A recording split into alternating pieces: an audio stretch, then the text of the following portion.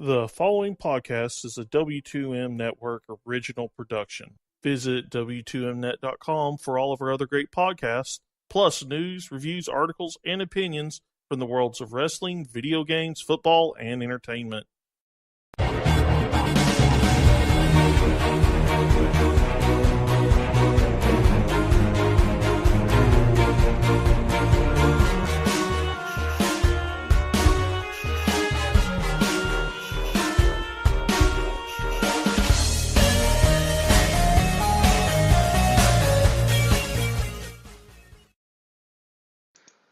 Hello and welcome to another Video Games to the Max, the official video games podcast of W2Mnet.com. We also in partnership with ForumMania.com as well. This is episode 166 of all the shows, and I'm your host Sean Garmer, and here with me, as always, Mr. Marc Morrison.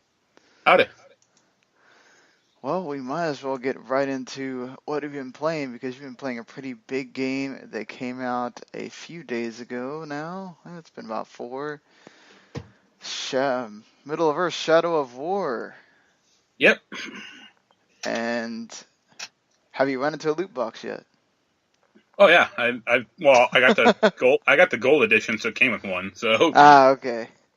And then, yeah, it has like two currencies. Like one is like one you have to pay for, and one is like just regular money. And yeah, I bought a few like with the regular money one. Okay. I mean, do you feel like it helped you at all, or? Not really, because all the stuff you get in loot boxes, most of it you can't really use right away. Like the big thing you get is orcs, like to populate your army, and you don't get unlock that ability till Act 2, which is like 7 hours in the game, maybe more. Ooh. That's interesting. Yeah, just because there's so much controversy about that being, like, you know, making the game pay to win or whatever, and it seems like that's just gets overblown by people. I think you get better quality orcs. Like, all the orcs in this game are, like, it's not the first game where it's just like, you know, here's an orc. Like, it doesn't, like, didn't really matter which one you get. This game, they all have stats associated with them, like levels, and then different skills and abilities, and like strengths and weaknesses. Like, one orc might be immune to fire but weak to poison, or another one might be immune to stealth but weak to executions. And I think like the loot box orcs, especially the like ones you buy with the real currency boxes, like those don't have as many weaknesses as like a regular like orc you would get in a regular box, or like even you find in the game world. But okay. I don't think it's like game breaking by any means. I don't think, you know, it's not, the loot boxes aren't like the whole point of the game. It's not like Overwatch or like Dota 2 or anything. I mean, yes, you can certainly go through the game without using one. Oh yeah, I mean, Okay.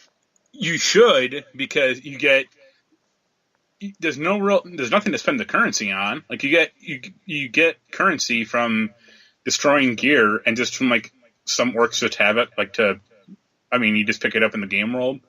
And aside from upgrading gear, like from challenges, which costs like 25 money, and you get hundreds, if not thousands, of currency as you progress through the game, so it's literally nothing. Like, there's nothing else to spend the money on, so you might as well spend it on these boxes. So you were telling me that apparently it's not really an open world game. It's more like, hey, there's sections, and you can go to any of them. Yeah, so that's I think the gameplay is fine. It's the same damn gameplay as the first one. Like, that's right. Still holds up pretty well. Apparently, Assassin's Creed Origins is very much like it as well. So. But I drew this analogy in Assassin's Creed 2. There was a bunch of different little cities that you went explored on and ran around in. And in Assassin's Creed Brotherhood, they just gave you Rome as like a big open city that was massive. And more like the first Mordor had a big open world, or two of them, because there was two different landmasses actually, but they were massive. And it wasn't until halfway through the game we hit the second landmass. So that was a big game.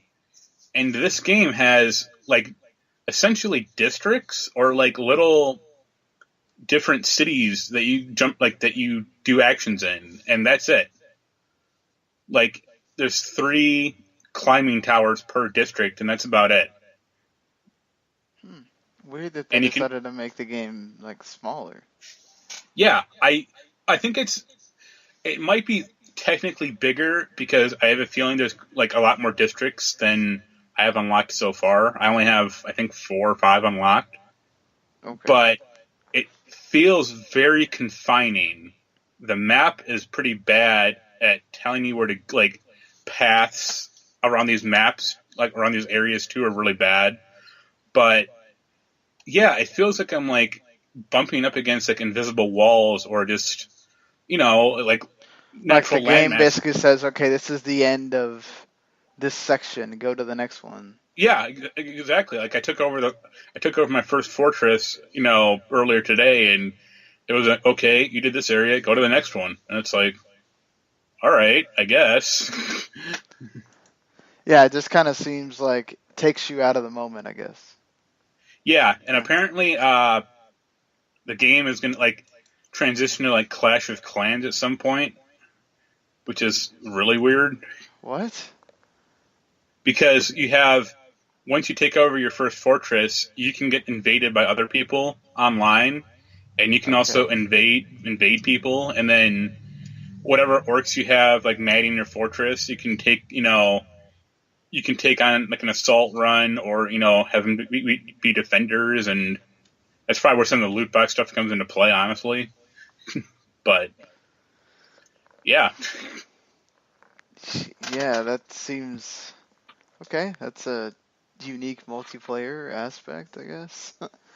But so how's the Nemesis system? it's fine. There's a lot more orc classes, like I said before, like different. There's like a tank orc, or like a archer orc, or like an assassin orc. So you try to take those guys out. I got to the point now where I can dominate orcs, so I just turn all of them into my little friends, and they have some pretty good dialogue. One of them was weird because one of them, I think, I killed another orc, and one I had dominated like broke free of his conditioning and came after me. And I was like, wow, all right. That's interesting. And I tried to take him over again, and it said he couldn't be, like, he had iron will now, so he couldn't be taken over. So I just beheaded him instead. It's like, all right, nice. Well, I guess that works. Yeah, Nemesis, I've died a few times in this game, but I never got to the point in, like, the first one at least, like, where I had, like, a super built-up Nemesis, because you just kill him. Like, you don't let him run away. Like, that defeats the purpose. Right. They have, like, retreating or, like, sprinting away, and it's like, fuck that, I'm going after you. You attack me first, I'm killing you. That's smart, but so you don't get the fun of like your worst rival deciding to show up randomly when you're trying to take over this. Yeah, but thing. I wouldn't want that in any way, because like I saw some in the first game where it was like immune to everything except for like flies, and it's like, okay, or like immune to everything except for like this one niche like attack or something, and you couldn't damage them any other way. And it's like, I don't want that in my game. Yeah, that seems kind of just like you're crushing your soul trying to beat that one guy. Yeah. But I don't think it's as impactful or like necessarily as, I guess, awe-inspiring as like the first game was, because that first game was such a shock to people when it came out, or right. But it's still a good game. Like, the dumb story aside, where they turned the spider into a sexy goth chick, like, that's about it. She liked the opening with like 2 hours of. Oh, it feels like the first cinematic, or like the first 10 minutes or something. It's like, why is like goth Arwen or whatever her name was from the movies in this game now? That seems really weird to just put in there, but okay. And Gollum is back, which is kind of unfortunate.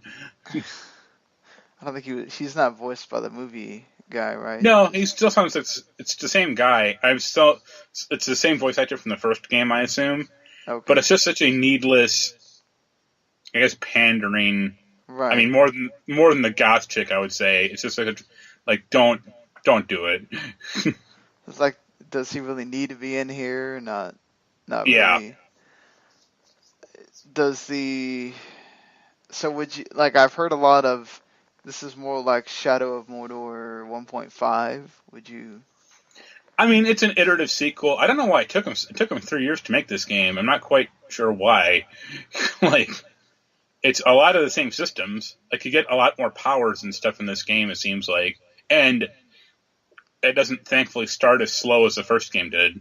But, yeah, I mean, it's an iterative sequel. It's not like going to blow you away or anything like that. It's not like, Assassin's Creed Brotherhood or Origin when that comes out in a few weeks or whatever. Like, it's more the same.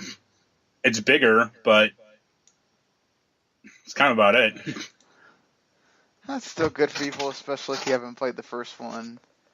Yeah, and like having actually upgrading your character now is kind of fun because the first game didn't really have that, or like upgrading your character's gear, I should say. Like, you go through like a lot of gear in this game. So, like the progression, there's a lot, they give you a lot more than the first game? Yeah, the talent tree is a lot more blown out, and now you can have like a main talent and then a few different, like, I guess, supporting talents, or like one active supporting talent. And then like you have 6 different weapon slot or and equipment slots, like your sword, dagger, bow, your armor, your hood, and your ring can all, like, it's just equipment. So you can, whenever you kill an orc, you get new equipment and you slot it right in. And there's like rare equipment, legendary equipment, epic stuff like that. So more like an MMO. Yeah, yeah, it's more of an RPG. Okay. You like it going that route, or? Yeah, I mean, it gives me a reason to like kill more orcs, like, because in the first game I just took them all over, like, and then once I took over all of them, I made all their heads explode. Nice. Yeah, it's good. Like, I'll have a review of it in a few weeks because it's kind of backed up, but yeah. But I mean, good that you're enjoying that, and it's a good game that people should go pick up and be rightfully excited about. Yeah. If you're a fan of the first one, get this one. So you were telling me that the SNES Classic now has a way where you can mod games into it and put more games than it originally had. Yeah, apparently the program, it's called HackChi, got updated to support the SNES Classic. And there's, I want to say, 300 megabytes of like available storage on the SNES Classic to use.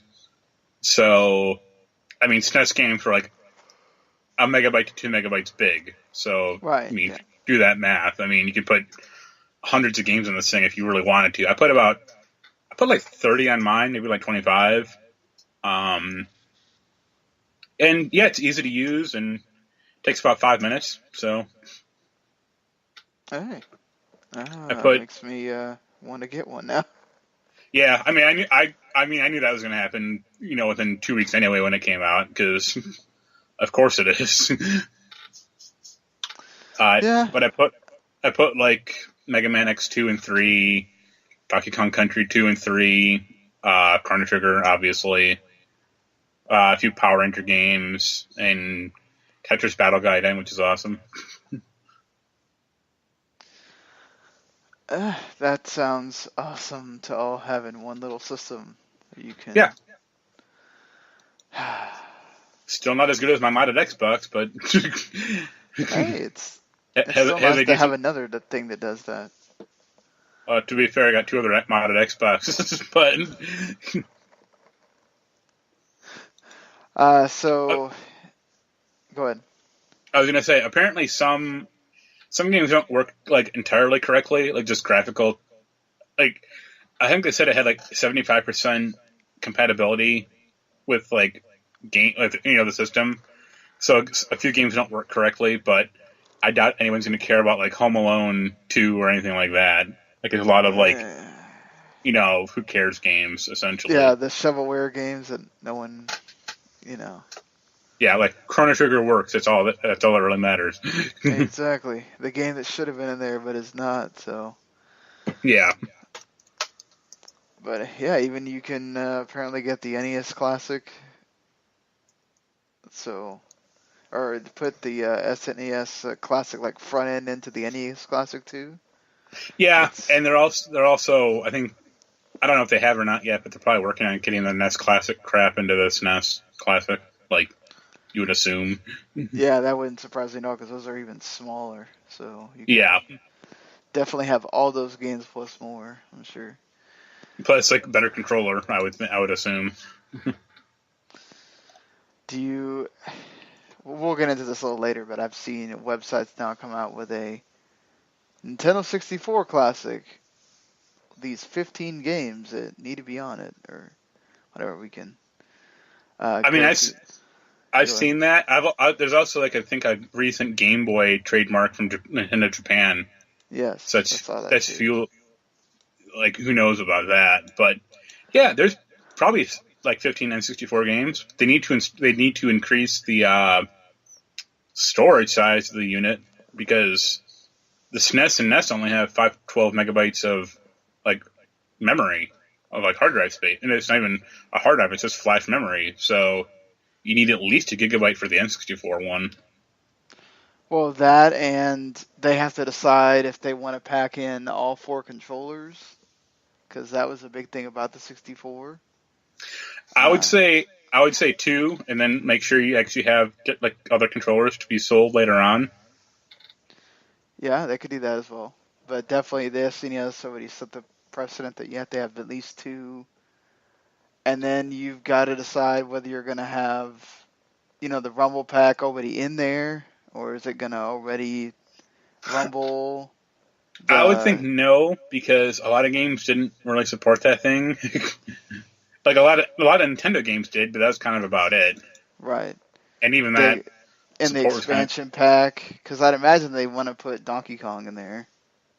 I would say that the expansion pack is like, there's no expansion pack. It's just going to be, on the board. It's just going to be in the emulator, really. Right. Yeah. Donkey Kong is a weird one because it was developed by Rare, so I don't know if there's actually some problem or not with that. I'd imagine it like being like that's where I wouldn't see something like, because they were just in the Rare replay. Like I don't imagine we'll get the Banjo-Kazooie. Yeah.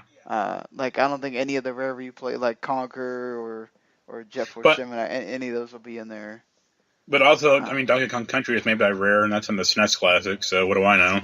Yeah, that's what I'm saying. Like, Donkey Kong is you think of it as a Nintendo property, whereas the other ones, you can also consider it as a Rare thing, and they also got, re-released on Xbox and everything else. So, I think definitely, both the Zeldas would be in there, Mario 64.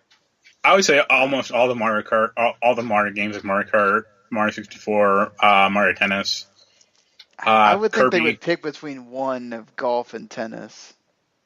I would say tennis. Yeah, it just depends on how many, right? Like, you got to think about it too of, okay, this is going to obviously cost at least $100, if not more. Depending on how many games you put in, and then these games are bigger, and you also have to the only thing I would say is that would these hold up, because we've seen the 64 games not look so good when you try to play them now. So there are like high-res texture packs that like fans have made for some of those games, so they might be able to get some of those. I would say 100 is probably pushing it. Actually, like if it was 88, that'd be fine. But 100 for like 15 and 64 games, it's like, maybe. They are bigger games, and some of them. I mean, you're not going to have. The only thing is, you don't really have like the big like RPG game, Yeah, other like than Zelda's, to go. Okay, you're going to be playing this a long time, where you can yo man, justify some of the price. what about Yeah, go ahead. Quest 64? Oh yeah, we're all dying to play Quest 64 again. Like, oh, but I would agree with you. Kirby would probably be in there, even though it wasn't that good of a game. Star Fox 64. Kirby was fine. It just came out really late. Like that was kind of the problem with it. Like it's weird. A lot of Kirby games come out late for systems, so they're kind of ignored. Smash Brothers. Yeah. Wave Race. Star Fox. Rogue Squadron. That might be iffy because of the licensing. Paper Mario. They'll have a party game in there too, the Mario Party. Yeah, unfortunately. Yeah, those were some of the better ones though, the 64 ones. They'll have Pokemon Snap. It should have Pokemon Snap. They, for some reason, have never made a sequel to that game. I mean, let's be honest. The only big obvious game that's missing would be missing from the N64 Classic is GoldenEye. Yeah, GoldenEye they could do. I mean, no, they can't. Why? They've tried. Too much licensing problems. There was actually a Xbox 360 version of GoldenEye that was supposed to come out, and it didn't because of the licensing. So, like, there are videos of this thing running. It looks awesome, but I mean that's why they made Perfect Dark. You know, they re-released that hunk of shit instead of GoldenEye because they probably won't get that either. Yeah. Oh God, no. Yeah, I just don't think they want to pay Rare. Like Donkey Kong, I can see them do, but I don't see them wanting to pay Rare for more than one game. Well, they're not just paying Rare; they're paying Rare the Bond license, and then I think EA, who owns the James Bond franchise now. So that's 2 or 3 other companies got to contend with. Don't worry, they can just put Turok Dinosaur Hunter on there instead. Same game.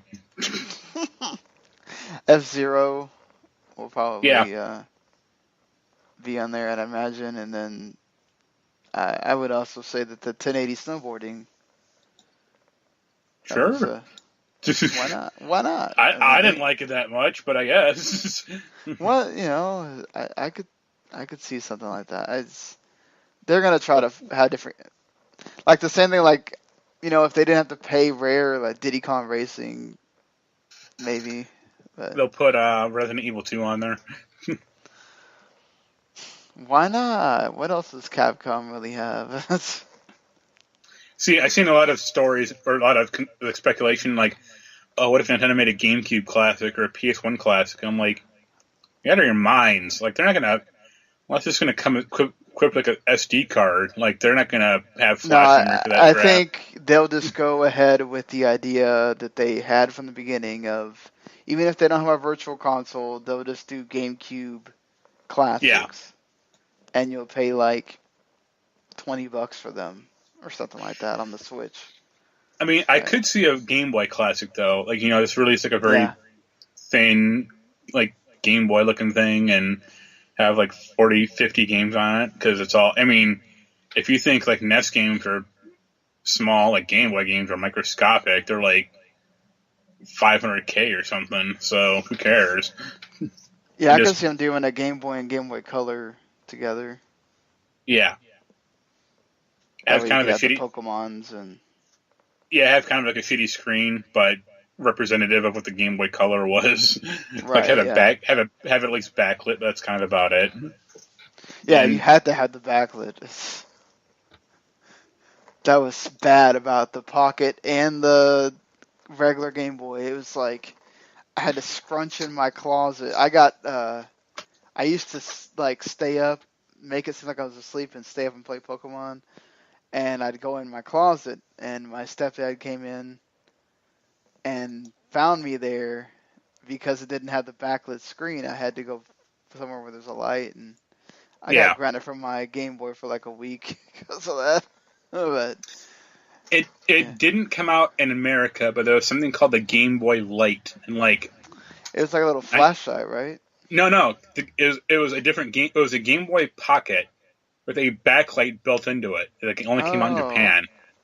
okay. It's awesome looking. It's like those old like indigo like backlights on like watches and stuff. Yeah.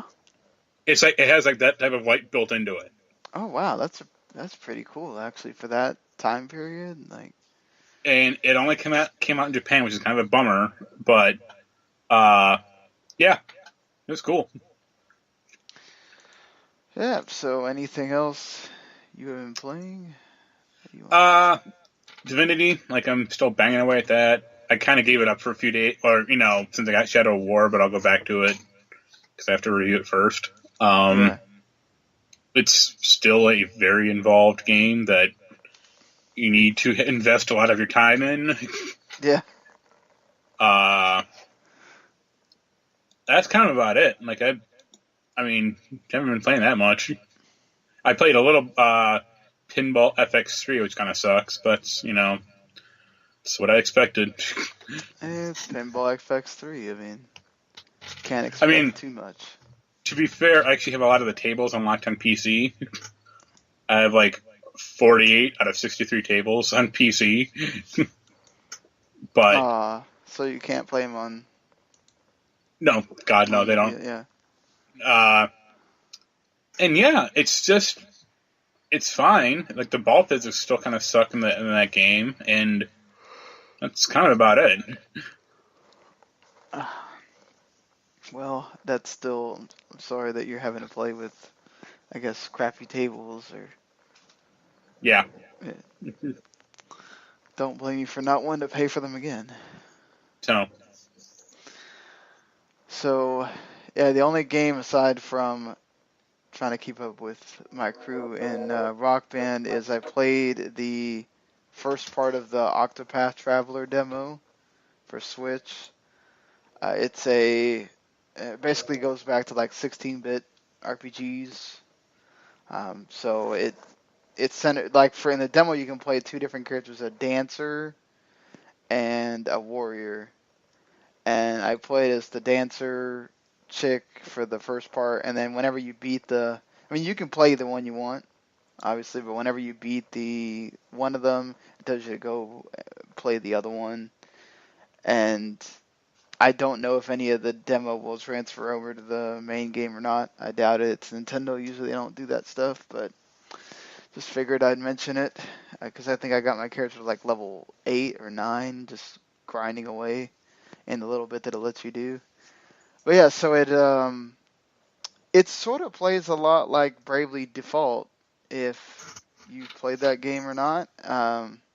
It's made sort of by the same people, and so like you use the same thing where you can store attacks, and so it stores them in the form of like boosts, and then you can press a button to get like basically 3 or 4 attacks in a row, and then you can. What you're trying to do is you're trying to break or like I don't know. I know there's another term for it in other RPGs where you're like basically trying to freeze the enemy so they can't attack you by knocking out their weakness. So like for the dancer character, you have a dagger and the shadow thing and like a shadow magic. So it's either because it's a demo, they got to make the enemies work for that. So it's either they're weak to one of those two. And it has a story. I don't want to spoil it because it's like the origin of her, basically. But yeah, it tells you why she's doing what she's doing, and then it kind of starts things. And right when it's about to start, it tells you, okay, you can play the game whenever it comes out. I thought it was pretty neat. Like I like the gameplay and going back to that old style. Bravely Default is a really good game on 3DS, so I think Yeah. for them to do this on Switch, good idea. It's Sure. done by Square Enix too, so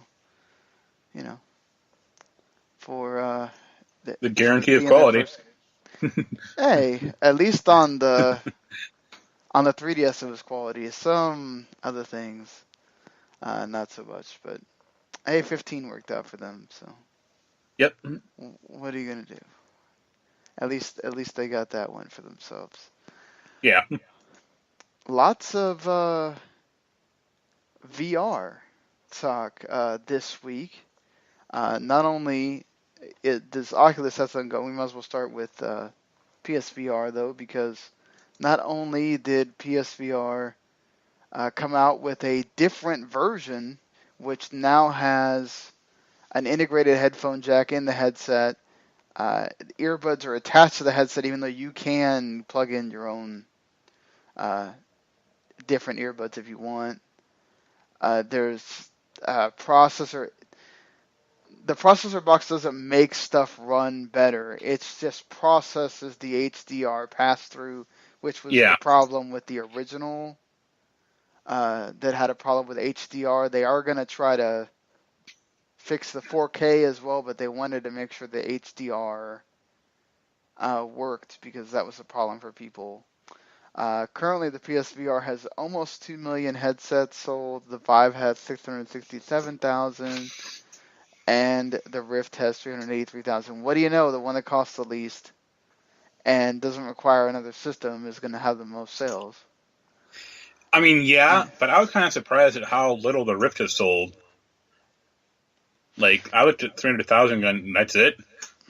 Yeah, especially with how much,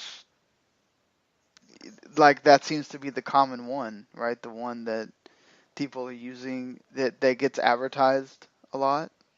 Well, I mean, yeah, but I think the Vive is still better because it's baked into Steam, so that's kind of Right. why people gravitated to that more. Like, obviously. Plus, you had the backlash on the Palmer Lucky. Lucky didn't help. The Palmer Lucky thing didn't help either, so they got a bad name for that. And yeah, I mean, didn't probably the thing with Facebook probably pissed off some people as well. So Yeah. Yeah, I still think it's a good thing for the PSVR, and Sony came out on their blog today and revealed that around 60 games are going to come out between the end of the year and a lot of 2018, including Gran Turismo Sport, is going to be having VR. Supergiant is making a game, the Bravo Team game. Bethesda has Skyrim and Doom that are going to be in VR for PSVR. You have that game with the mouse that they showed at E3 called Moth. That still comes out this year. Golem is also coming out. There's a game called American Dream, which you can go through the 1950s World Fair. There's a Penn and Teller game as well. So seems like even though it still doesn't get promoted a lot, it's getting some traction.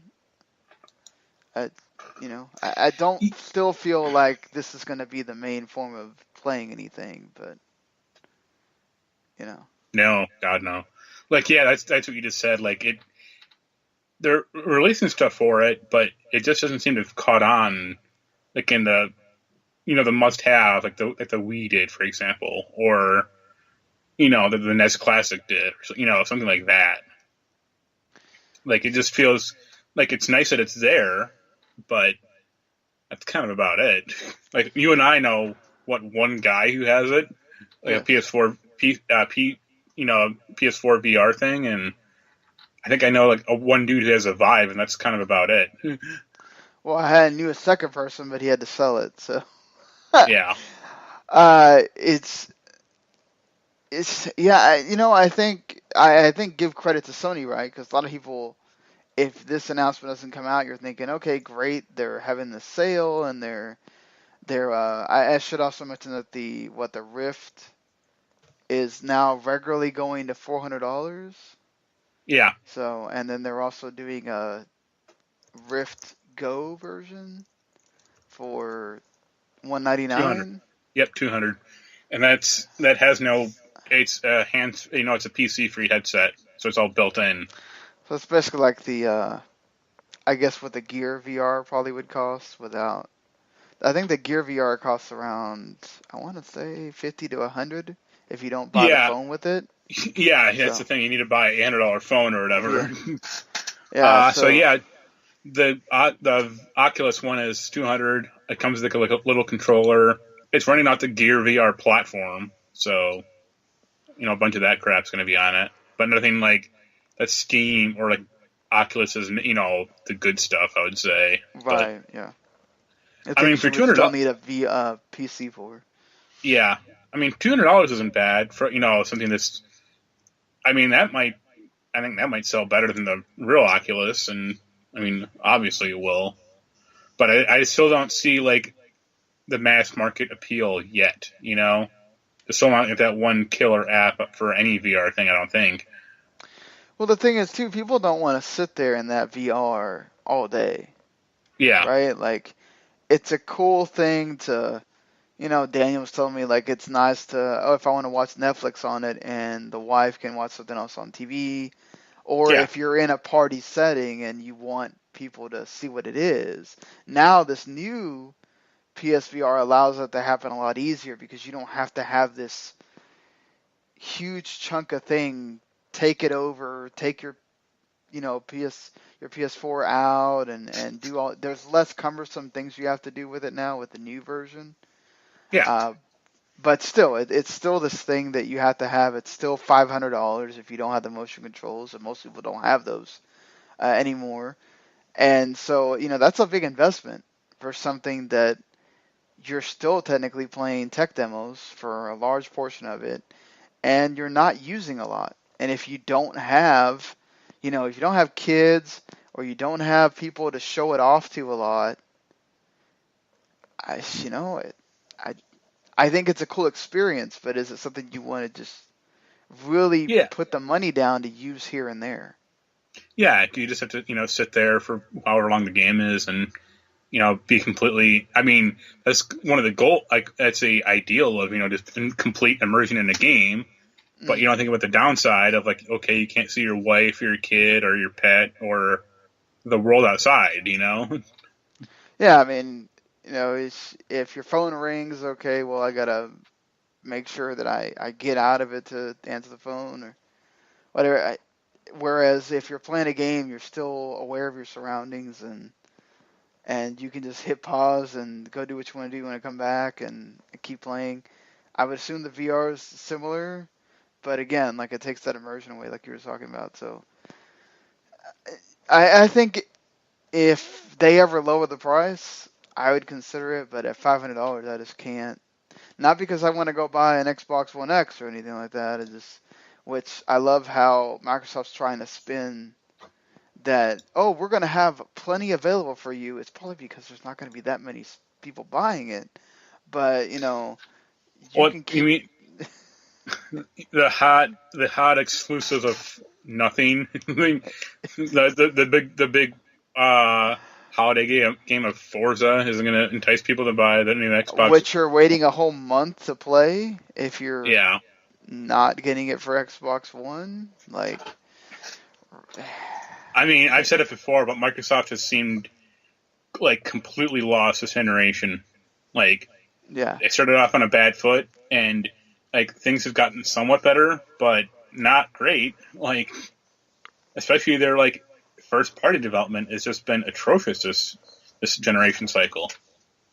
And you gotta go like, what happened or what's going on? They've had some really good games. It's just nothing that makes you go, oh my, I really need that. I mean, like Gears 4 was great. I still don't think I need to sit there and go play that or what. Like, I mean, yeah. I mean, Gears is still fine. Halo's still fine. Forza's still fine, but nothing like they came out like new hit really well. I mean, I think like Sunset Overdrive, like that reviewed well, but I don't think it sold worth a damn. It seemed like, and I think it still sold 1 million copies. Yeah, but considering like the scope of that game and like how much money probably was put into it, gotta go like, Like there's not been an announcement for Sunset Overdrive 2. No, yeah. Well, Insomniac's doing that Spider-Man game right now, so I mean, that yeah, but Microsoft could pay them. I mean, they could, but I doubt they want like half the team or yeah, whatever working on Spider-Man, and then the other half's working on, you know, number Sunset two. Overdrive. Yeah, Yeah, and then they get a half-ass game because more of the attention's put over to Spider-Man. I, Cuphead just sold 1 million uh, copies as yeah, well. copies. So that's a boon for them, and that's also a boon for that small developer, which a lot of them are just the whole family doing that game. That's amazing to me. Oh, I forgot to talk about that game. I don't think we talked about it last time. No, Uh, Cuphead is it's beautiful. I mean, like you can see it, it's immediately you get it, right? Like the great thing about Cuphead is it's not just oh look how pretty it is. It's hard, and I'm still stuck in World One because I can't beat two of the bosses. I beat three of them. I got to beat the other two. And the only reason I don't want to just go ahead and do it on easy is because apparently you can't get to the end of the game if you beat bosses. If you beat any of the bosses on easy, you cannot. Which obviously I can go correct that, right? I can go that boss that I beat on easy. I can just go try to beat it on normal later. But still, I do think that's kind of crappy. Like you should be able to play the game the way you want. Especially with the way speedrunning works now, like where people are wanting to speedrun things and it gets a lot of press for your game. Kind of, yeah, but they're yeah. speedrunning things because they're like good at them. Like, Right, no, I get it. Like, this is a hard game and they want you to experience it the way they wanted you to experience it. I don't have a problem with that. I'm just saying that if people wanted to beat it on easy because, hey, people have time and they want to be able to play that game and also do other things. I mean, they pay the $20. I mean, you still got your money. It's not like they can go take it back somewhere, right? It's a digital game. So, uh, but yeah, I mean, credit to them for adding the extra levels too. That made it not to where it's not just a boss rush game. The platform levels are fun. Which if you go through all the platform levels and don't kill anyone, you can play in black and white, which makes it even cooler to play because then you're playing it like a real 30s uh, game. Like if you're really playing things with that look like they were in the 30s because they're in black and white. So yeah, yeah, it's amazing to me how they made this game, the amount of frames that are in there for the animation and all that. It's just absolutely amazing. Just really like this is one of those things that I think people are gonna look at and like 10 years down the line, you're gonna still be able to look at that game and go, wow, that's a when people talk about video games being art, that's one of those things that's you can point to that for sure. It's I well mean, worth the $20. I was gonna say, like you talk about the difficulty thing. The X-Men game on the Super Nintendo had the same thing, where it had like a training mode where you went through like the first two stages with each character, and then that was it. Like you had to play the game on normal to like get past that. Right. And there've been plenty of other games that have either mocked you for playing on easy or you know hidden like the ending away. Oh yeah, like the where you don't get the true ending or whatever. Like Kingdom Hearts does that, where if you Yeah, don't play on Nightmare mode or whatever, or the Proud mode, you don't get the secret ending, yeah, right? So, which is the thing that leads into the next game. So you kind of want to see it, even though you could just go to YouTube and cheat and see it. But yeah, I'm not saying that that's a bad thing about it. I'm saying that you know wouldn't have been bad to unlock that. But the game is really good. isn't it I just love like it. oh go on. No, I'm just saying I love it. I love the fact that you learn from losing. Like when you die, you immediately go, "Oh, that's my fault. and that's next time I can try to do this to try to beat him. Now, I'll be honest, there's some bosses where I had to go look at something because I was just kind of like, what the heck do I do here? But once I could kind of see what you're doing, it's none of it's easy, but you do feel like you learn while you're fighting the things. Yeah. Isn't it basically just Contra? Yes, the bosses are very much Contra or Mega Yeah. Man or Well, I would say Contra because there's multiple bosses per level. Like that didn't happen in Mega Man. Yeah, there's multiple bosses per world or whatever, but you're just fighting one boss at a time. Yeah. Or getting to the end of the platform level, and then you have the boss, which are usually a lot easier than the ones that are just the boss. And you do have the you can get upgrades and stuff like that too, the upgradable weapons and whatnot. So yeah, it's well worth your $20. Go buy that game.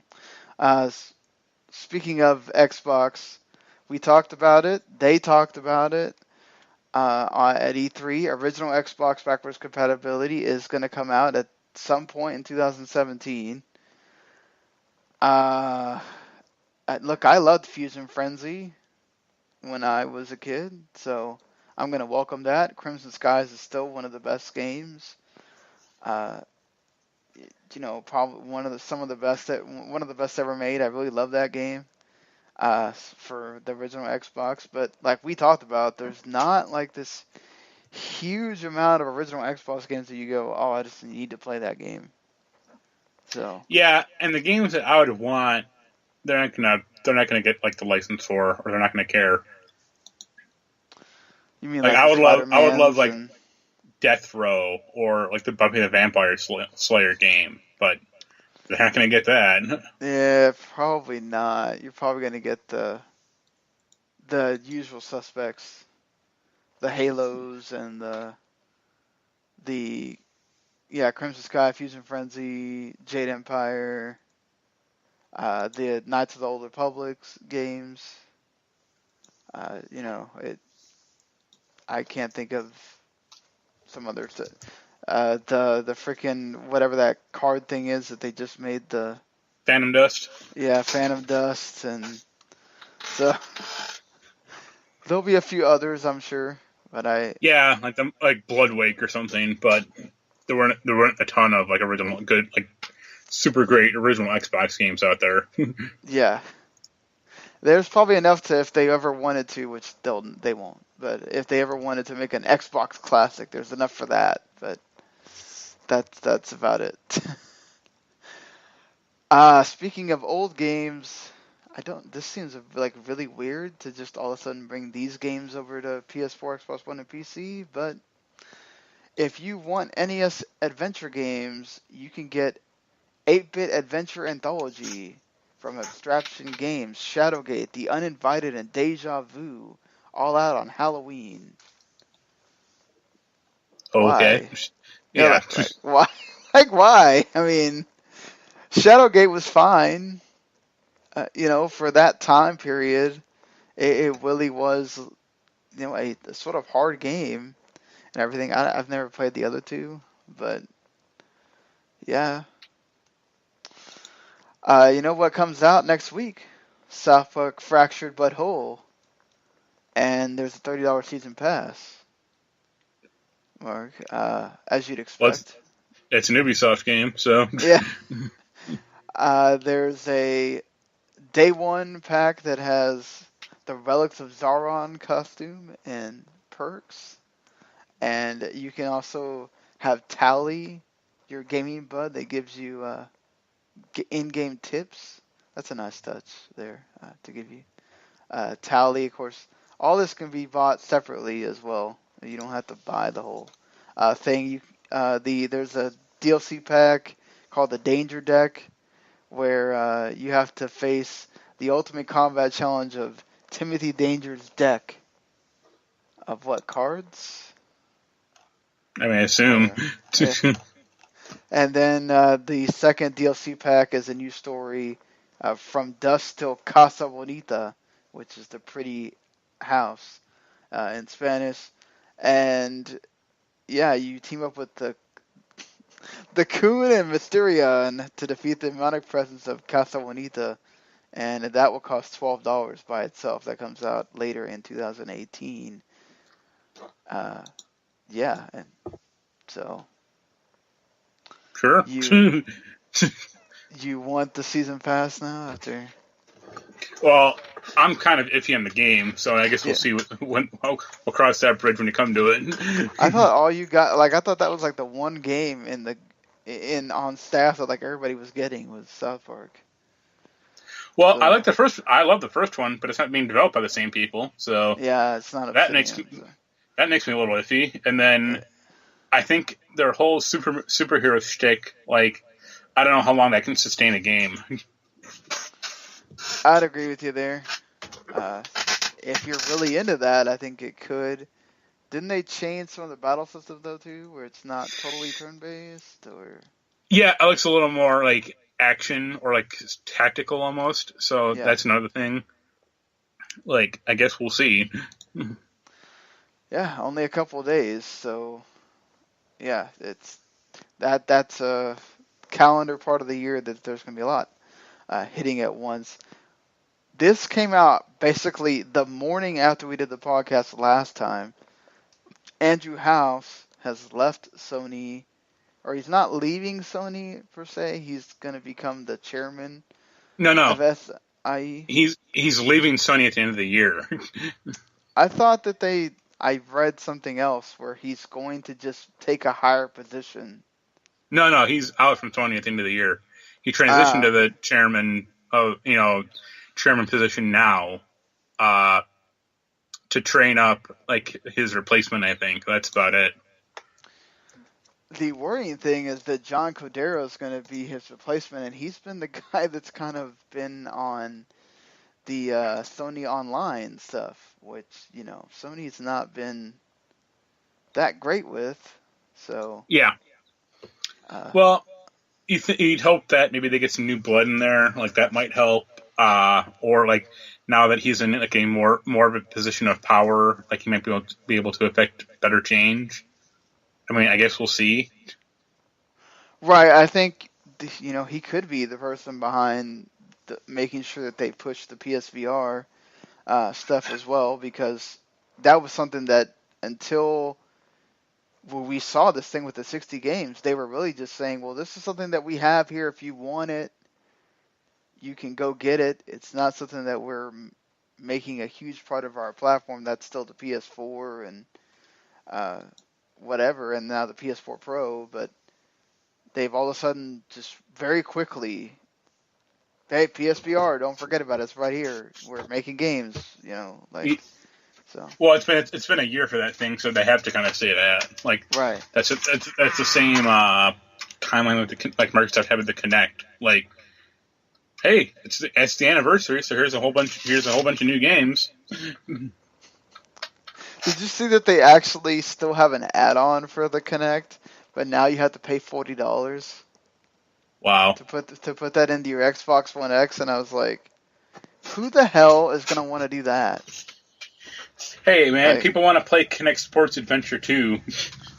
It's like, have you really gotten so used to your telling it Xbox on that you really need that for the yeah. Okay. I love it when companies just will not acknowledge like mistakes or failure. Like, they should have realized from day one the Kinect 2 is going to be a disaster, and they dropped it pretty quick, but they still haven't said we're sorry for putting it in. Yeah, they probably won't either until maybe this generation is over. Oh, they'll you never don't hear say them talk about it again. Until the actual new Xbox console, or the Kinect 3 is packed in somehow. I know this is nothing new because Steam has this, obviously, but I would like to see every console have this. By this point, this really should have just already been in there. But Xbox is becoming the first of the three consoles that allows gifting from console to console. So it's Yeah, only for insider members right now, but it'll eventually come to everybody. it's you question like why they don't allow for that, and I would assume like fraud maybe. Yeah, But like if you have if you wanted to get me like let's say you wanted to buy me because it's so Assassin's much Creed. easier to just do like on Steam, where I go, okay, here I bought you this, have it, instead of having to buy a card for you Yeah, currency digitally card, and and then then giving you the code. yeah. So I like you just wonder why like none of like the systems don't allow for that, and it's like Maybe get with there's the not a times, big enough people. call for it. Maybe, but you have to like friends would do it, like or even family, like wake up on Christmas and instead of buying the games, in the store, so here they're all in your account now, or you just click accept, Right. Yeah, because that's even better than going to the store. You just turn on your PS4 yeah, and bam, they're right there, and all you have to do is download them. I mean, don't have to go through the whole thing of, oh, let me get the disc out, put it in, and take the disc out again, put in the other game, so. yep. But I mean, I guess it's nice that Microsoft's doing this, but again, it's like this is kind of late. It's like Microsoft's doing all the great digital stuff that if they'd done it a lot earlier, it might have made a difference. But hey, it sets everything up for, I guess, the next generation where everybody knows you should probably have this all there at the beginning. But Yeah, and all the games are not free to play. I don't know that I want that. With loot boxes and microtransactions. Yeah, because the Star Wars Battlefront 2 beta just came under complete fire for that as well, about the random drop boxes and being able to almost like pay to win pretty much in the multiplayer. And now EA immediately came out and said that they are adjusting all this now after people just said, look, I'm not buying it. I mean, that's good that you had enough people say, look, this is crazy. We're not buying this because Battlefront 2 is a mainly multiplayer game. If you're going to have loot crates where people can pretty much get almost everything, then yeah. But they have come out and said that star cards, outfits, and emotes and victory poses are all going to be in loot crates. You can buy them with in-game credits or premium currency. In an effort to balance the potential effect of players buying crates, the most powerful items will not be included in crates, and so they will locked via in-game achievements. Additionally, unlocking most weapons and upgrading star cards will only be accessible in accordance with the player's rank, which can only be progressed by playing the game. So, you feel like this is going to combat it, or we're still going to have this problem? I mean, we're gonna always have this problem. I'm just gonna go back to the Battlefront. I think it's Battlefront 2 on Steam and play that instead. The classic one they just re-released. That seems weird to have just now re-released that when you've had all the other Star Wars game on Steam for like how long now? No, well, they didn't re-release it. They basically updated the multiplayer to work. I think they used to use like GameSpy or something that's been gone for years. Right. So yeah, like people are playing like the 2005 version of Battlefront 2, which is awesome. Yeah, show them how to do it on the current Battlefront 2. So. Well, the funniest thing is, like, this game, Battlefront 2 routinely gets thousands of people playing it, like, per day since they did this. Wow. Like, there are currently 1,000 people playing it right now. Huh. Meanwhile, I saw a post, like, I think today or yesterday, saying, like, the concurrent players for Lawbreakers was, like, 10 people. Wow. I mean, I just remember that game coming out and like no one talking about it. And the big deal Yep. was that Cliffy B made it, and it was like, do people really care about this game? Yeah, Like, Battlefront 2, a game that came out 12 years ago, had 1,000 people playing it. Lawbreakers has 63 people playing it right now. oh, well, he must have been pissed that they updated that. 'Cause less Yeah. people playing it. But it's still cool that they did that. I like the fact when you can bring back old games and people can enjoy them again. Oh, yeah. Speaking of an old game, well, I mean, I don't know how old this is, but Hawken PC is now, it was a free-to-play mech game. It's done on PC. It will be taken offline on January 2nd, 2018, and removed from Steam. They are going to do that so they can focus on the console versions. Are you going to put the PC version back in when you do the console version? That seems weird. Like, I mean, Hawken came out 5 years ago, and it stunk then. I mean, they say that they're going to focus on the console version. I'm like, yes, for 3 more months, and then you'll pull the plug on that one also. that just seems really weird that it's a 5-year-old game and you're just now coming out with the console version. Well, the console version has been out for a while. Okay. It's been out for I think a year. Did they sell well or something? It's still free to play on console. Oh, okay. I just think people didn't care about that game at all. So, like, it didn't sell. I mean, it didn't sell, the in-game items didn't sell at all. And, like with Lawbreakers, no one talked about it ever. Yep. I don't know. That's the first time I've heard of it. There you go. But yeah, that's like normally that would be a game you'd think that would do well on PC and not you're trying to focus on the console versions. But okay. I mean, it got off to a very shaky start initially, and then it was like the same thing with Evolve. Really, like Okay.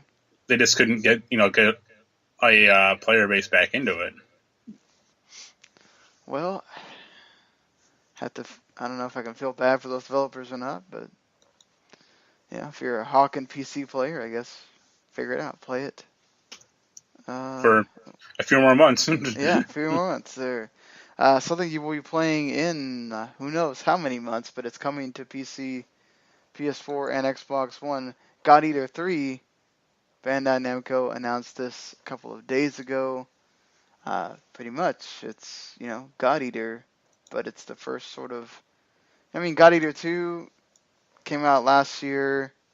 I thought it was pretty good. You get God Eater 3. So, good that they're continuing on with this. Yeah. I got the second one also. I didn't play it that much, but it seemed fun. Yeah, I have the first one as well on digitally. Yeah, go ahead. I was going to say, that's a weird thing, because I got God Eater 2 as a review code, and it did not come with God Eater 1. Yeah, it was only the day one edition or whatever that comes with the God Eater 1. Yeah. So, it was like an incentive for buying it or something. Yeah, but when you buy God Eater 2 from Steam now, you get God Eater 1.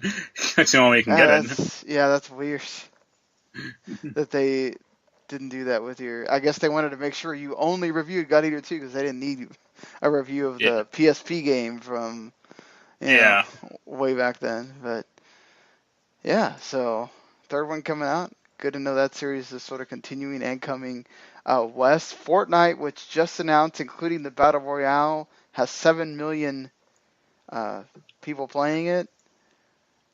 They are taking legal action against cheaters that continue to make new accounts to play the game. They are facing up to $150,000 in damages for copyright infringement because they create unwanted chaos and disorder within the game because they're using aimbots or other cheat technology and they're ruining games for people who play fairly. We take cheating seriously and will pursue all available options to make sure our games are fun, fair, and competitive. Well, I mean, a lot of online companies do this, like Blizzard did with WoW and stuff like that. I mean, they're not going to get $150,000 from these people. They don't have it. They're just going to yeah, get the exactly. company shut down, or the program's discontinued or something. But if it's a popular game, this type of stuff is always going to happen. Yeah, as much as I mean, and a lot of these games, they do a really good job of banning the cheaters, or they try to, and then they figure out a way around it, because if you're cheating, you know how to get yourself back in the game. But yeah, I totally understand the whole taking legal action, but you're not getting the money from these Yeah. people. You're gonna threaten them, and they're gonna take it down, and then they're gonna figure out how to keep playing. So it's a vicious cycle, I Yep. guess. At that point, Horizon Zero Dawn Complete comes out December 5th. That will include the Frozen Wilds DLC, which comes out November 7th. Horizon Zero Dawn, a great game from this year that you should all play. It kind of got forgotten about, it seems Yeah. like. It doesn't help you got all these games coming out here at the end of October that are going to make you really forget about it. So Yeah. I think Zelda is probably going to be a big game for like Game of the Year stuff. Yeah. And likely Mario Odyssey, frankly. But I'm curious to see like where Horizon Zero Dawn falls on like a lot of people's lists, if it even does. I think it'll still be there. It's just you got these like big games that are coming out towards the end. The Wolfenstein 2s. Mario comes out the same day. Assassin's Creed Origins. Yeah. You got stuff in November that's coming. I mean, you got Xenoblade 2 that comes in December, even.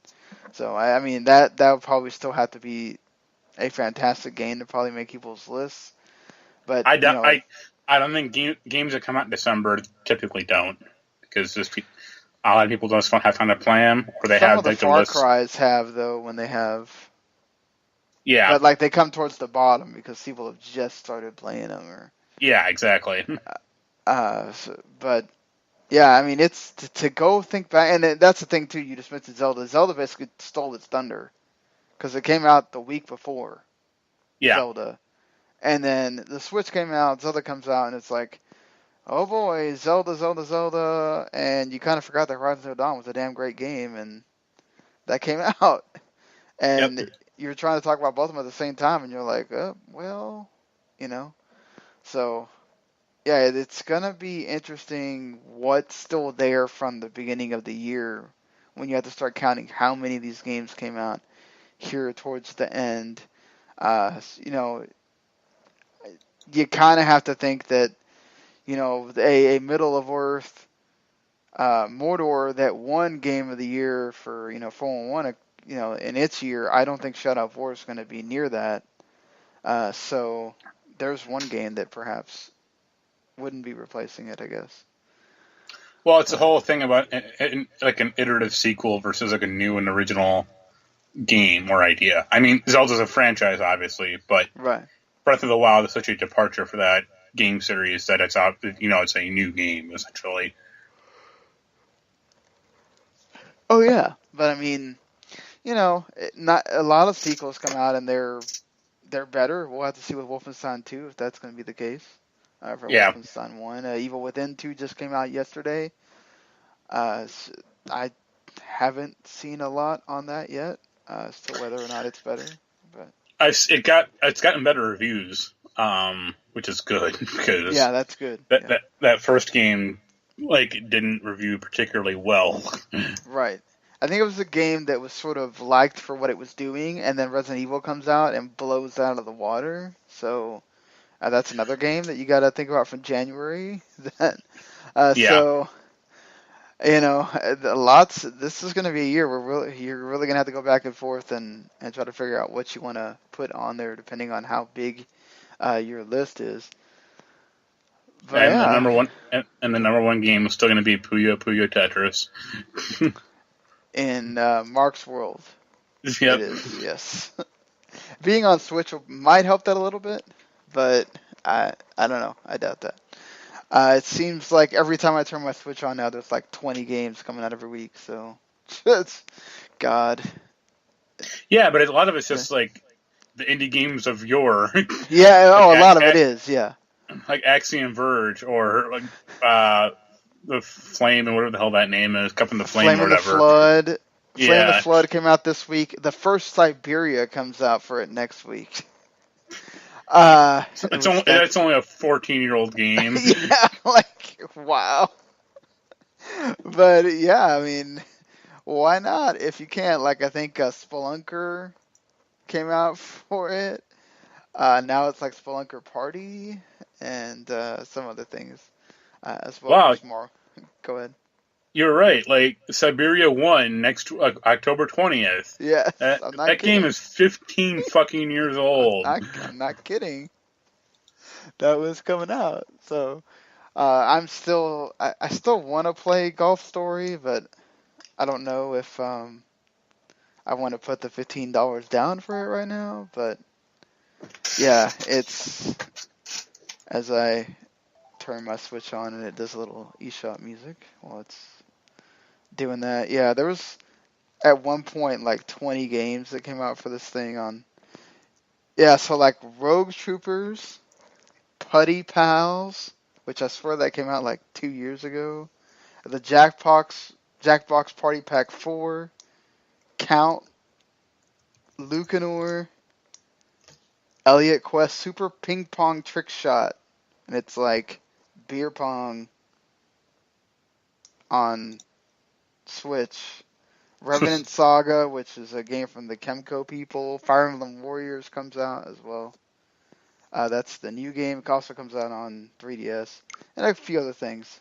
So Yeah. yeah, I mean they were making a big deal about Axiom Verge coming out because of the Metroid Samus I mean, Returns thing. that's at least a fairly relevant game. Like they only came out 2 or 3 years ago, so that's fine. I give that game a pass. Or like Stardew Valley, for example. But Yeah, I mean they're still trying to have Payday 2 come into the system. So. I that's fine, but not. I draw the line at Siberia. Sonic has its movie rights land at Paramount. Sony had taken it into a first look deal, but now they're going to develop a feature length film on Sonic. Deadpool director Tim Miller is an executive producer, and I they're go ahead. I don't want there to be a Sonic movie, I should say. I don't know that I want there to be a Sonic movie either, but Because why not? well, there's two ways you could go. The bad way that they're going to, and the correct way they should. And the bad way they're going to is Sonic is going to hook up with some like 8-year-old kid in the real world, because Sonic inexplicably now takes place on Earth, and like him, Tails, Knuckles, they're all going to fight Robotnik with this like small child. That's the bad way. The good way is Sonic, Tails, Princess Sally, all that comic book crap, like take place on Mobius, where they go up against Dr. Robotnik. On the old Sonic cartoon show. That's a good way they should.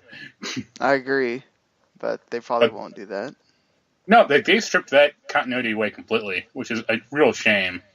Because that was like the one good part of Sonic story there was. Oh, the sad days when Sonic was relevant. Yeah, 20 years ago. 25 years ago, really. Well, maybe this will make Sonic relevant for the younger generation, so they still won't get any good games other than Sonic Mania. So. Yeah, I've been really debating when to buy that. $15 isn't bad for that though. So. It's 20. Oh, it's fine. Yeah, that's right. I paid $20 for that. I don't know why. I said that, but yeah, I don't regret my purchase. It's a fun game. It's Sonic. I mean, it's the old school Sonic, so can't go wrong. Yeah. there. Something you can't get wrong is Netflix once again raising their prices, and this time they did not really give you a heads up at all. They just people started reporting that Netflix was upping their price, and then they're doing it. Now it's really only it's $1 more a month for the 2 stream, which it goes from $9.99 to $10.99, and the 4 stream is up $2. It's now $14 instead of $12, so that's the one I pay for. Jeez, thanks Netflix. But yeah, I mean, to be fair to Netflix, I mean, you say that and it is bad, but they do make a lot of like custom content at this point now. Like they're not just, I mean, the amount striking. of original content they come out with every month is ridiculous. Yeah, and then also like a lot of their deals are expiring or probably cost more because they can charge film studios and TV networks can charge for it. So that's why. But so it is bad, but it's somewhat justifiable. No, I totally think it's justifiable. I'm just saying it's $2 more, and you can add up all the other streaming services and it eventually starts costing you money, but it is only $2. It's not like they went from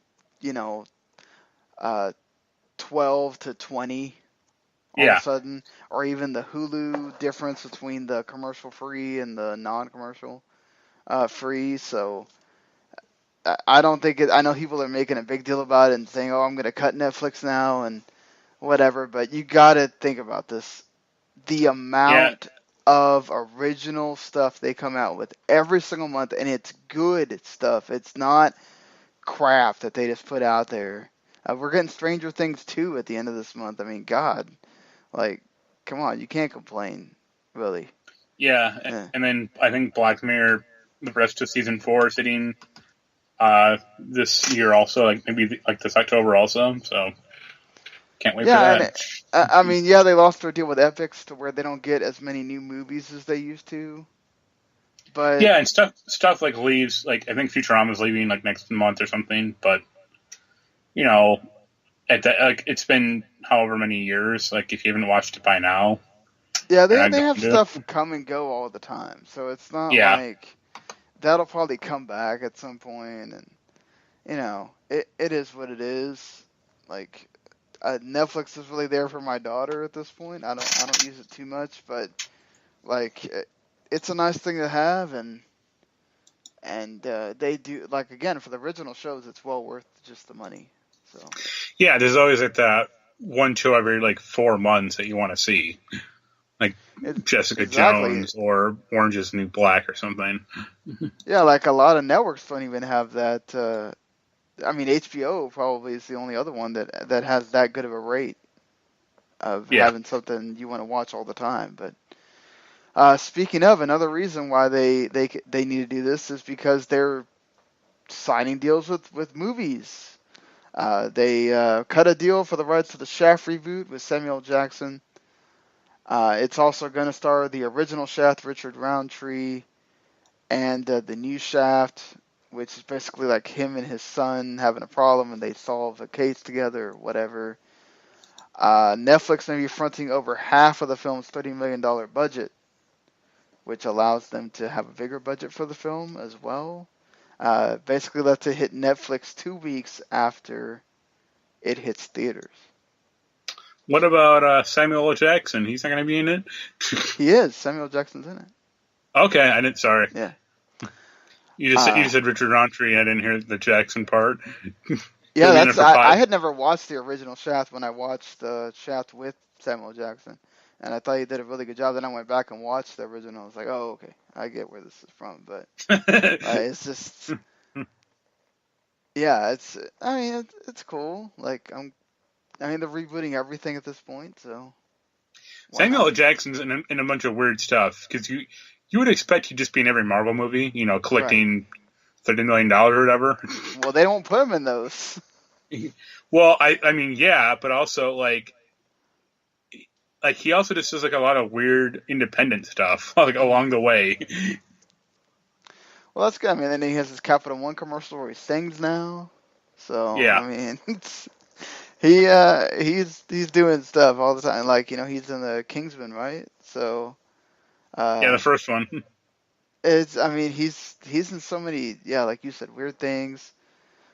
He had his anime. He he has done so much in his career, and it's crazy to think how much more he's got.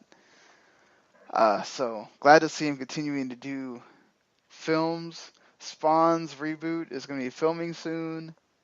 Todd McFarlane, I feel like, has been talking about this for a while now, so good to know that it's starting to film.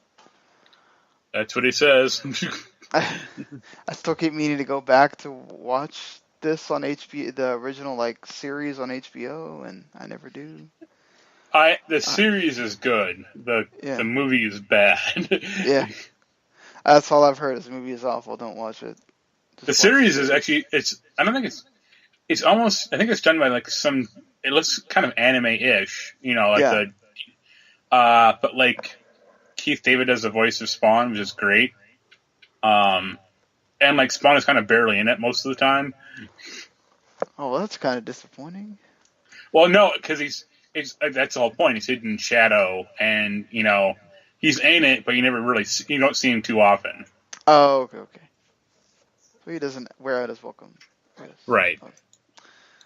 Bob's Burgers is getting a movie in 2020. So hey, The Simpsons got a movie. Surprise Family Guy hasn't had a movie.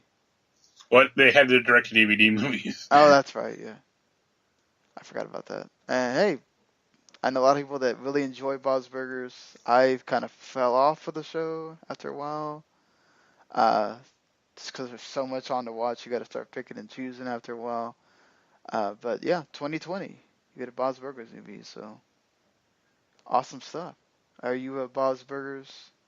Nope, never watched it. I feel like you should at least watch a couple of episodes, but I don't know. I've heard it's a lot like King of the Hill, as far as yes. focused more on family, the family dynamic, and not being outlandish or having comically cartoonishly stupid characters like Simpsons or Family Guy or American Dad. Yes, it is very different in that way. So it has realistic, fairly realistic plot and characters, which is fine. Good on them. Right on. I'm still bitter about King of the Hill. Don't blame you there. Being from Texas and it being set there, always hitting a chord. I think there was some interview or something where Fox might try to bring that back, King of the Hill back, but there's three problems. The first problem is Mike Judge is busy. Second problem is I forget his last name, but the other guy who created it, Greg something, is busy.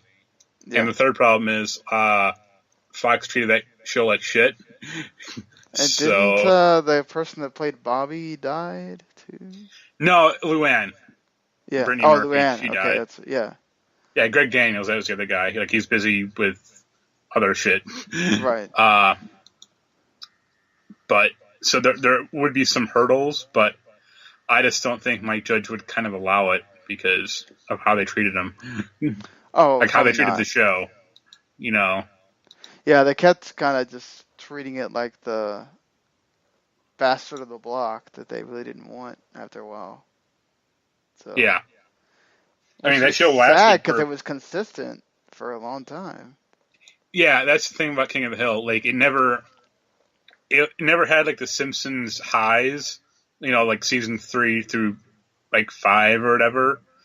But it never had the Simpsons lows of the past 15 years of the Simpsons. It was always a consistently good, but not great or excellent show, which is fine. I'd rather have that, honestly. I've heard a lot of people say that they really liked last year's Simpsons, though. So I think the season premiere to the Simpsons was The Surfsons. I want to say that was the name. Yeah. And it was a fantasy Game of Thrones, Yes, pastiche. it was. Yes. And it's holy, you guys have just really run out of ideas, haven't you? At least they don't. At least there's still something to it. Like when Family Guy does the parodies, it's just like, oh god, like Yeah. stop. The I have a thing with this because I used it a lot.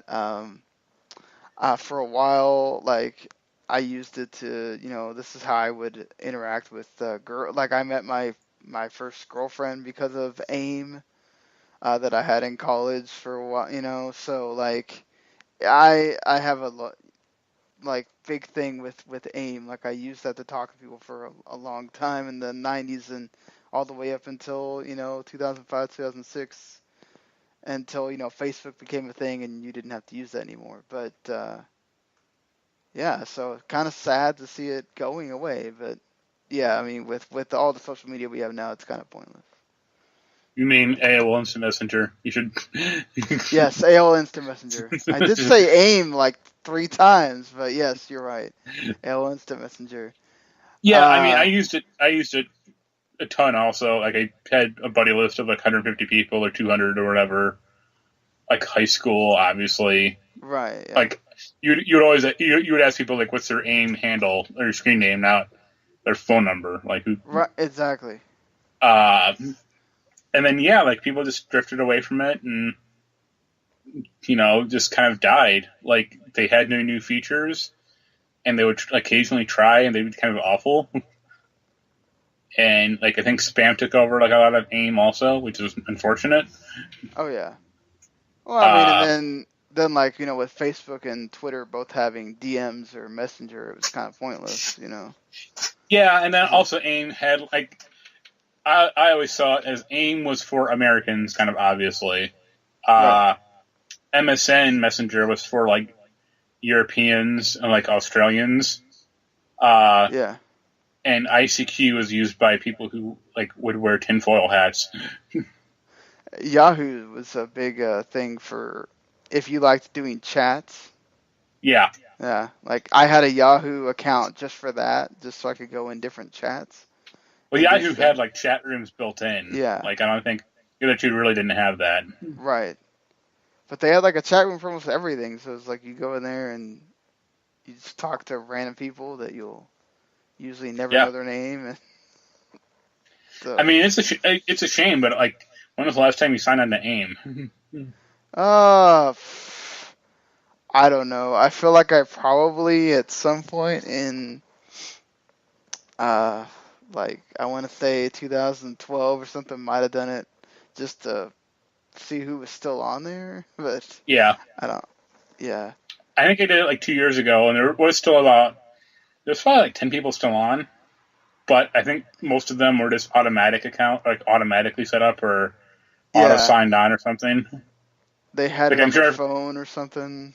I'm sure if I sent a message to one of them, like I'd get no response, or just I don't even know who most of the people are at this point. Also, so you're like, oh yeah, that was that guy in high school. Oh, now yeah, pretty much. Did you have like one of those weird like away messages? Yeah, like you created yourself. Yeah, you had to. Yeah, prove you were cool. Yeah, that was the thing. Like, it's like, how cool could your way message be? And then people would be like, all right, that's innovative. The Tamagotchi is coming back, which I had the Digimon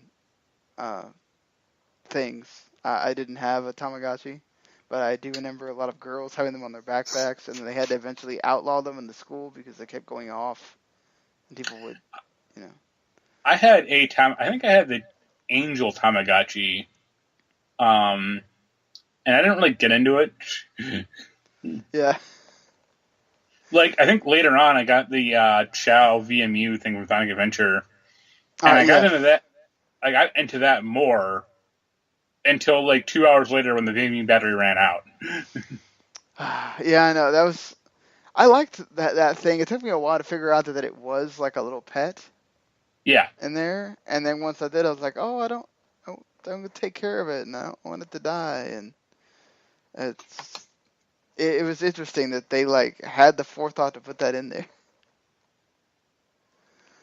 Just Sega doing cool things with the Dreamcast, which unfortunately didn't last long enough.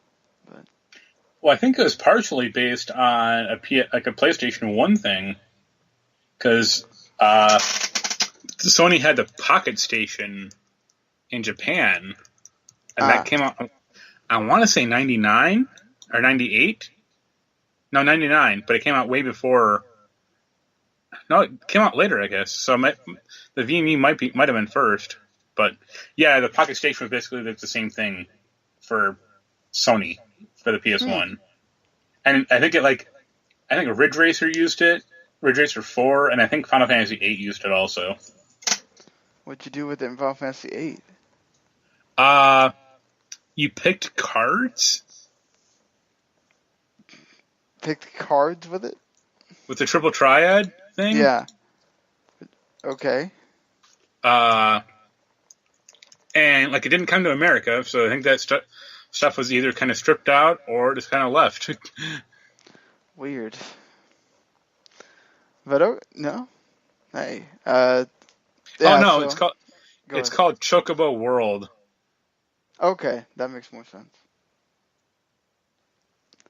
So it was you took care of Chocobo? Yeah. Okay, that makes much more sense. Okay. So way better than Tamagotchi or Chow Garden. Exactly. Take care of your Chocobo. That's and have it get so excited it plays the song for you. You like fight enemies and stuff too. Oh really? Wow, that's cool. As a Chocobo? Yeah. See, they need to bring that game back. Just Wait, they had one of those on like DS where you played as the Chocobo and like I think you raised it and stuff like that. I think I have the game on this computer somewhere. Huh. So of course I mentioned Evil Within 2 came out yesterday. Gran Turismo Sport, which Forza came out a couple of weeks ago, and now Gran Turismo Sport coming out for Sony. So Microsoft and Sony going at it with that. I wonder which one's going to do better. Yeah. Watch Gran Turismo make a comeback. Who knows? No. Hey, it has that VR support. That's all it needs, right? Yeah. South Park, The Fractured Butthole, coming out same day. WWE 2K18 coming out. I know you're excited for that. You get to play as Colonel Sanders. I'm on board. That's exactly why you need to play the game. Colonel Sanders, Kurt Angle is Colonel Sanders, and no, it's just it's Colonel. I swear he has like Kurt Angle's build, but I just want to make. Go ahead. Go on. No, go ahead. No, I'm just saying that they did have Kurt Angle come out as Colonel Sanders in a commercial. No, this is like Colonel Sanders, like a wholly new character. Oh, but really? I want there to be a year-long feud with Colonel Sanders and Brock Lesnar. Or Brock Lesnar just murders him every day?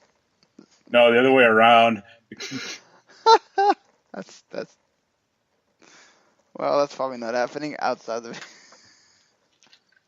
watch them put that on TV at some point. Fire Emblem Warriors also coming out as well. So, and we're getting into that part of the season where you got to pick a game every week because there's no way you're buying all of them. It's crazy. But yeah, so we'll be back next week, and we'll see you later, everybody. Later.